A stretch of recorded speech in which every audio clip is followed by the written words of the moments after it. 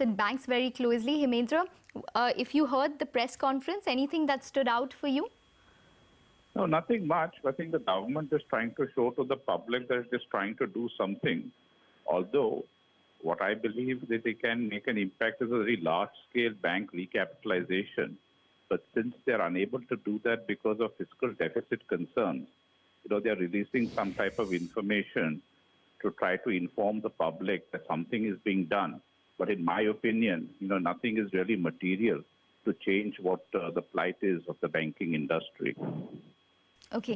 Hemendra, there was there was a lot raised in terms of the bankers asking for an expert committee in order to set up or to look at consolidation of PSU banks more closely. Would you then assume that on Tuesday, on anticipation of this possibly taking a more concrete route, we could see smaller banks rise?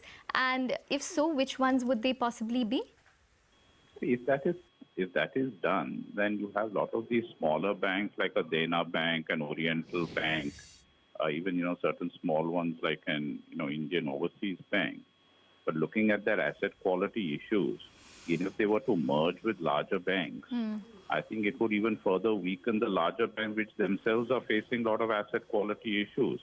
So in my view, this whole idea that consolidation is one of the tools which will help the situation, I do not hold that type of view, because it may turn out that you're actually making that bank which is being merged into a weaker bank. Okay, fair enough. Hemendra, hold the line. We head into you then. Similar one. What was your key takeaway from the Gyan Sangam press conference and what you heard?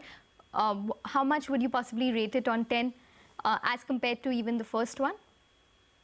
I don't think one can expect much, because what was needed was a massive recapitalization of government banks. In the absence of this is just for public consumption and to try to indicate to the public that the government is trying to do something. But what is material is they were to announce a massive recap, which they are unable to do. So in the sense that they will make some of these announcements, which I think really just a pure public relations exercise. And one cannot really, mean too much into what they are saying. Okay. All right. Fair enough, Hemendra. We leave it on that note. Thanks very much for joining in and your questions, and we'll come back to you in just a minute. Hemendra, what about the ESOPs and possibly offering ESOPs, something that the government is considering very seriously right now, because it is a recommendation which has come multiple times. So ESOPs for bankers, do you think that it would change anything on the ground? It will help marginally in giving ESOPs to the senior management of PSU banks. But let me just tell you, this whole idea of remuneration, that if you give market-related remuneration, you will get better performance from the senior management.